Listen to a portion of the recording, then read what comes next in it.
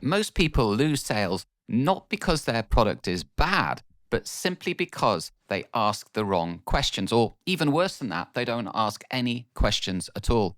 Now, I have attended and exhibited at countless trade shows, literally hundreds of trade shows around the world, predominantly out of Hong Kong and China. And I've seen so many products fail simply because the people selling the products didn't ask the right questions. The fact of the matter is, many people are still doing what I would call product-led selling. And by that, I mean, taking my trade show example, someone may be standing on their booth at a trade show, obviously trying to sell their products, and they see in the distance a buyer approaching.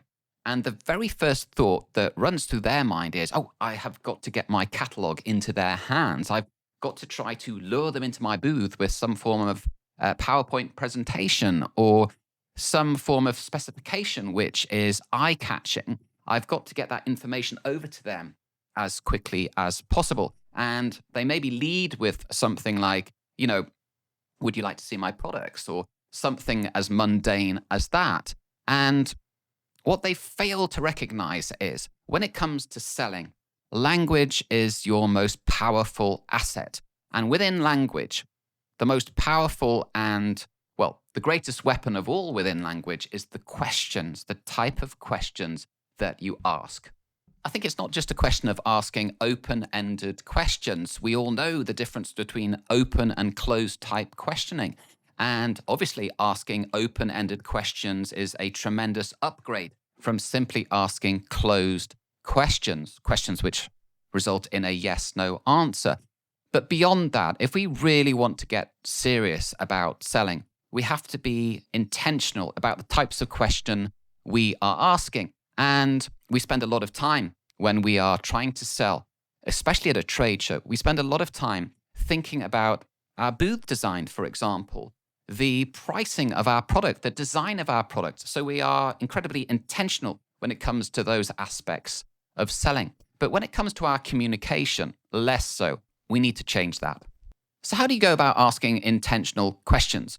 Well, for me, the easiest way is to think of it in terms of dividing these questions down into three main groups. The first group of questions is a group of what I would call discovery type questions. And by that, I mean that you are trying to really understand your buyer's world. You're trying to put yourself into their world. If you can get yourself into their world, then you are far more likely to be able to understand the problems that they are facing. And therefore, you are far more likely to be able to solve those problems.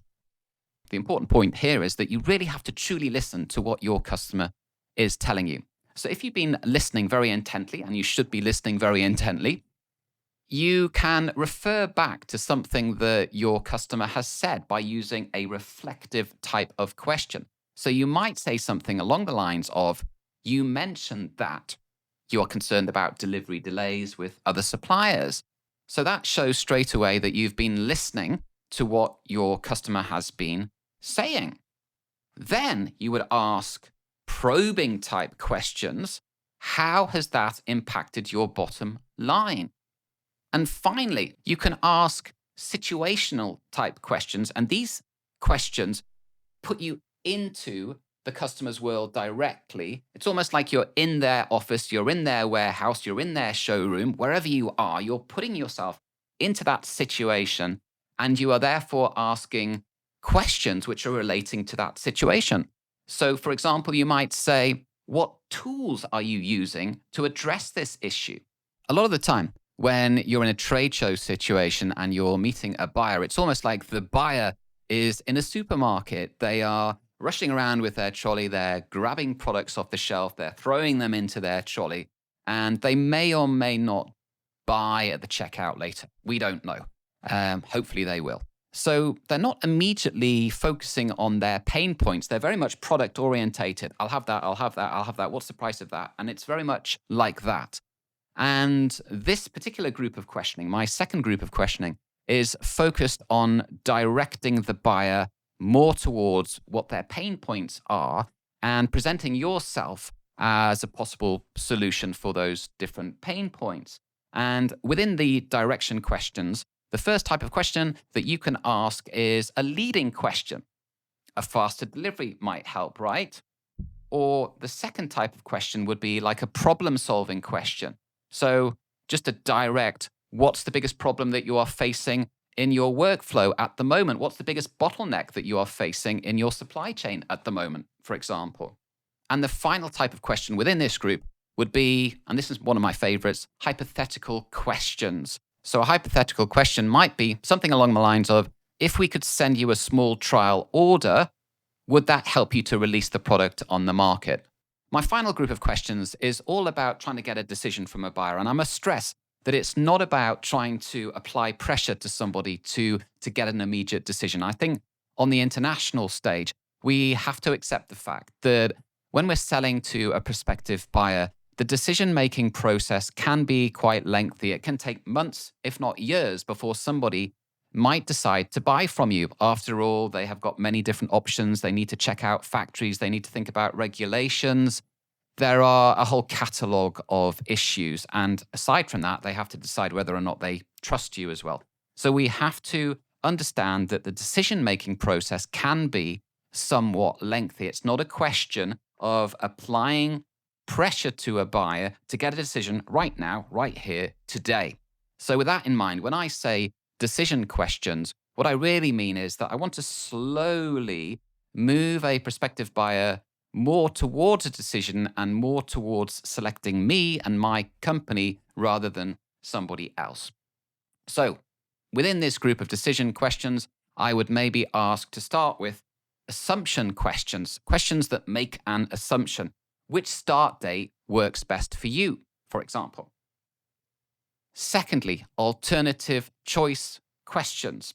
So, would you prefer stainless steel or silicon? Would you prefer the basic option or the premium option? And finally, clarifying questions.